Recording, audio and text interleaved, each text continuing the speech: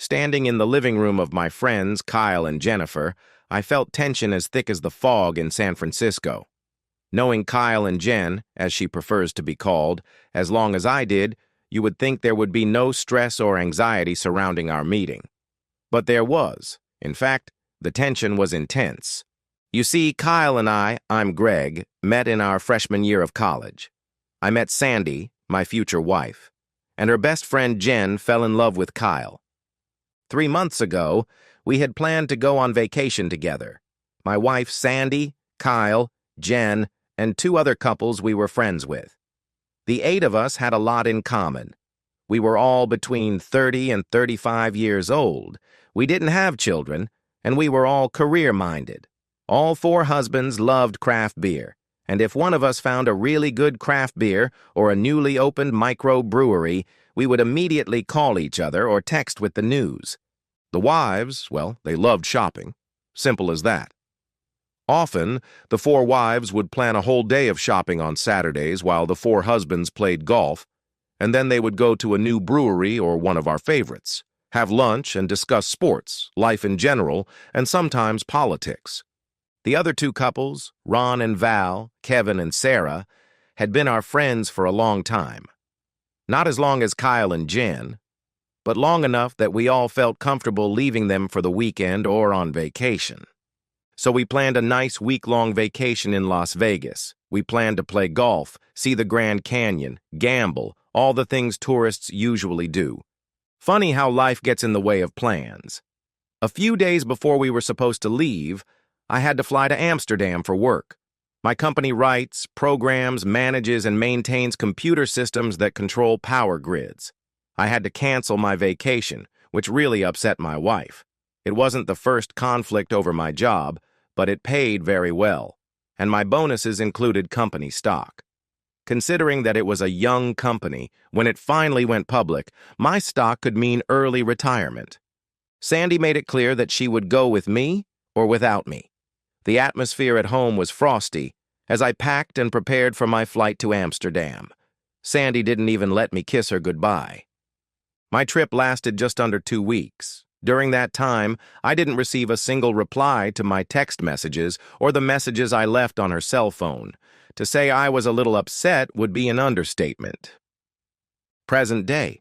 I stood in Kyle and Jen's living room, and even their offer to sit down didn't help ease the tension in the room. "I thought you were my friend," I said to Kyle, refusing to look at Jen. "Why are you asking that? We've been friends since college." "Well, let me ask you a question, Kyle. How would you feel if I knew Jen was a promiscuous slut and never told you about it?" At that moment, they both shifted uncomfortably and looked awkward. "Sandy's not a slut, Greg. I can't believe you're saying that. I can't believe you could kick her out of the house like that." Jen said these words without much conviction. "Well, the house was mine before we got married. I have every right to kick a slut out of my house." Kyle finally tried to steer our conversation back on track. "Greg, words like that aren't appropriate for any of us, let alone trying to reconcile you and Sandy. So you're saying you didn't know she slept with another man in Vegas? You want me to believe that, Kyle?" The look on his face told me he was conflicted. If he were a cube of ice, he would have melted into a puddle under my gaze. "Greg, please, nothing happened in Vegas." Liar. "Greg, I'm your friend. Friends don't look each other in the eye and lie." Jen interjected, "You have no proof she cheated on you. Stop acting like a child and grow up." "I have all the proof I need.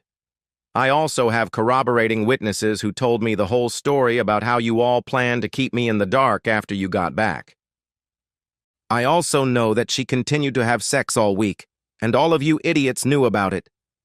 Greg, if you continue, I will demand that you leave my house."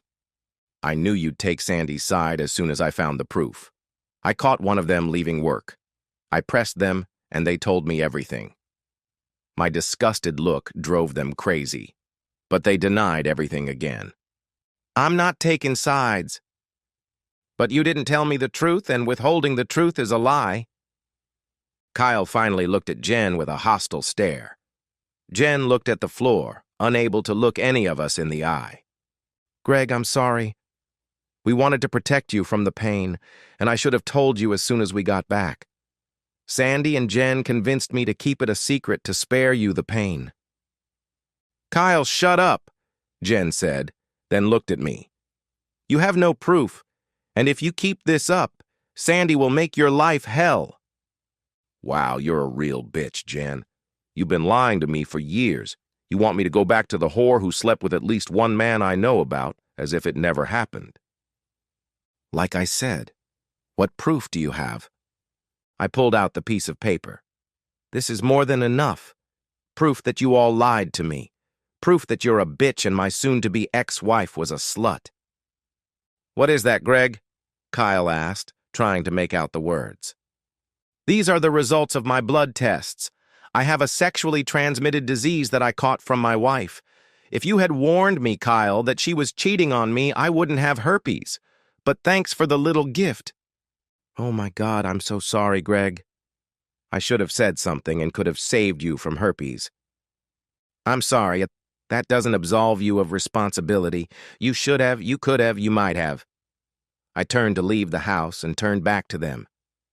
Tell your whore she'll never see me again. And you two, too. With friends like you, I don't need enemies. Epilogue. I made a good impression on the officials in Amsterdam and got a job offer. I gladly accepted. I quit my old job but kept my shares in the company. I never heard from or spoke to Sandy, Kyle, or Jen again. I heard that 3.5 of the couples soon broke up because the other couples felt uncomfortable about being forced to keep quiet. You see, they never saw me again after I returned. When I got the bad news from the lab, I went to see Sarah after work. She immediately started crying and told me everything. I told her about what Sandy's promiscuity had done to me and that now I would have to take medication for the rest of my life because of Sandy, Kyle, and Jen's silence. Sarah kept me informed. Email is great because the time difference allows me to respond at a time that is convenient for me. Kyle and Jen don't get along very well.